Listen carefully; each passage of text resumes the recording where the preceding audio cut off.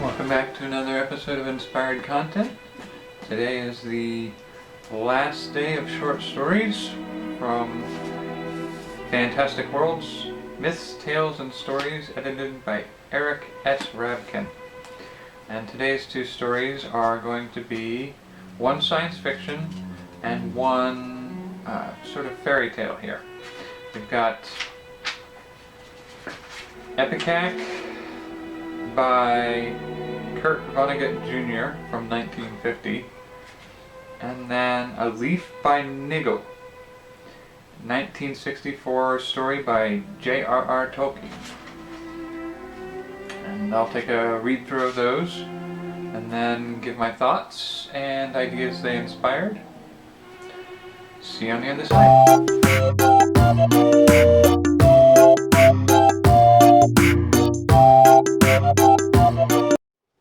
Well, I read these two, and unfortunately these two didn't really impress me very much. EPICAC, I'm probably going to rate a 3.2 out of a 7.4. And it's like the first couple acts out of Cyrano de Bergerac. It's just I mean, that in itself is enough of a reason not to like it. It's like a half thought out story that doesn't go very deep. But I think the thing that bothered me the most about this whole thing is, in the very beginning, they go and introduce the male main character, who's a mathematician, and his co-worker, who is Pat, who he calls a brilliant mathematician. And then her only other function in this is the thing that both he and the computer are trying to win the love of. And it's a waste of a character. So, anyway, you'll find that most of my ideas stem around resolving that particular problem in my mind.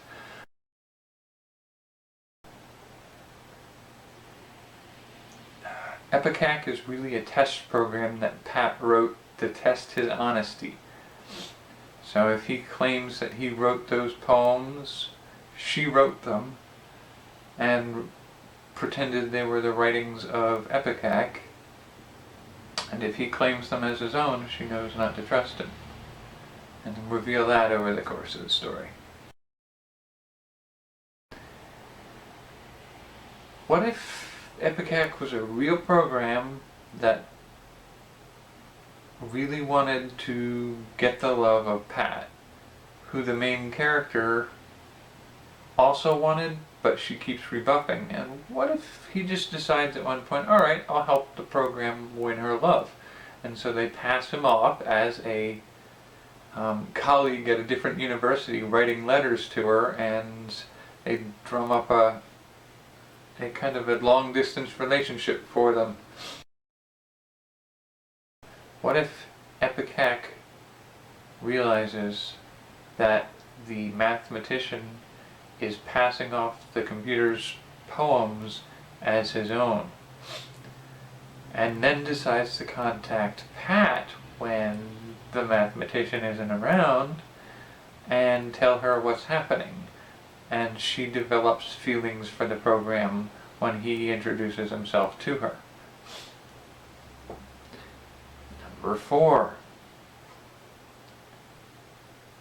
What if she wrote the program, again, we'll go with this premise, but she wrote the program this time to ask the questions, like at one point he says she wants poetry, and EPICAC asks, what is poetry?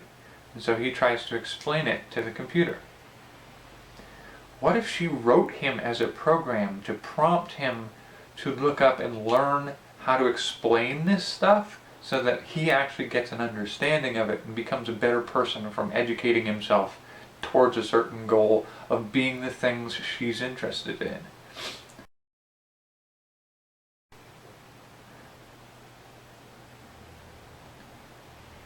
What if, and this one's kind of funny, is what if it's just happening that he's asking questions that bring up journal entries that she wrote about her love she's feeling for another female worker there. But they're worded in such a way that he thinks it's a response from the computer about his own questions. What if EPICAC isn't a conscious entity? It's just something that you ask a question of and you get the perfect solution to those problems. And it's like absolutely perfect. It always works. And so you end up with this main character who has access to this program. It solves all his problems and gets him what he wants. So there's no challenge left in life. It's thoroughly unsatisfying. And at the same time, knowing that whenever you encounter a problem, you could pound your head against the wall for the rest of your life trying to solve it, or you can just go over to this thing that would solve it and you wouldn't have to labor so hard to do it. And that stress between those two perspectives of knowing there's an easy way to do this and knowing that when you do it, it'll take all the satisfaction out of doing it. Alright, so the next story was Leaf by Niggle, and I just liked this story because it was quite transparently a story about an artist dying before he completed his work, going to purgatory, and then kind of earning his way out of there by making realizations about what he did in his life that he could have done better, and the things that were really important about life. And it was so transparent that it's almost lacking anything useful. So I'm going to have to play with some of the concepts a little here. So 5.4 out of 9.5 is the best I can really grant that one. But as for some of the ideas, a fairy who has to paint the leaves each season only to have to start over every other season. I imagine it would feel like an inconvenience and something bothering him from finishing. He's just trying to finish the leaf, trying to get it right, and it falls, so he has to do it again the next season.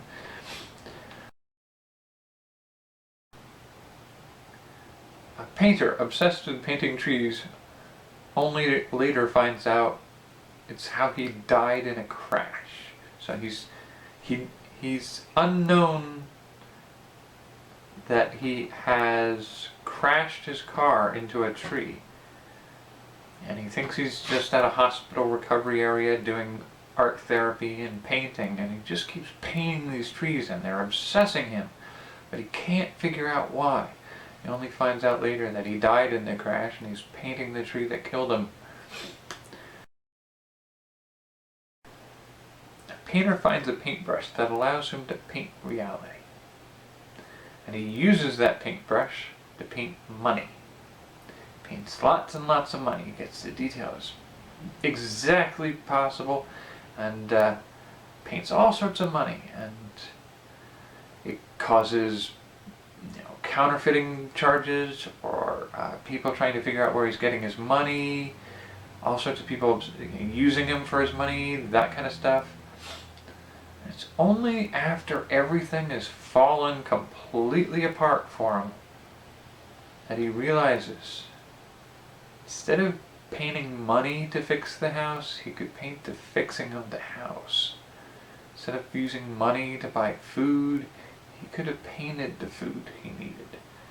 Instead of using money to paint the luxuries that he enjoys, he could have painted those things himself. He doesn't need to paint money. Money is a means of exchange. Painter painting a better world as he lives in a war-torn country, and when they come for him to draft him in the military, or the enemy troops crash through his house looking for things to steal, he's fled into his paintings.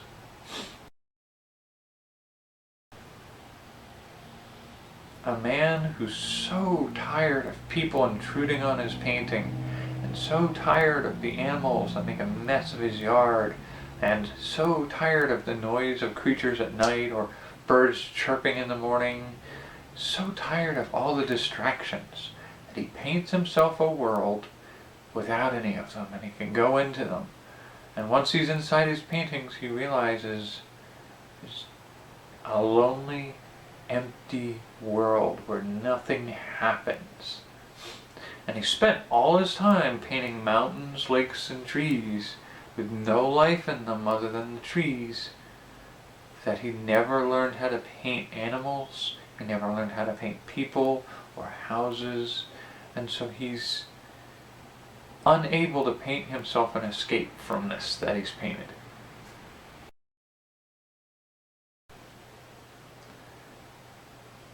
A paintbrush that allows one to paint dreams into other people's sleeping minds.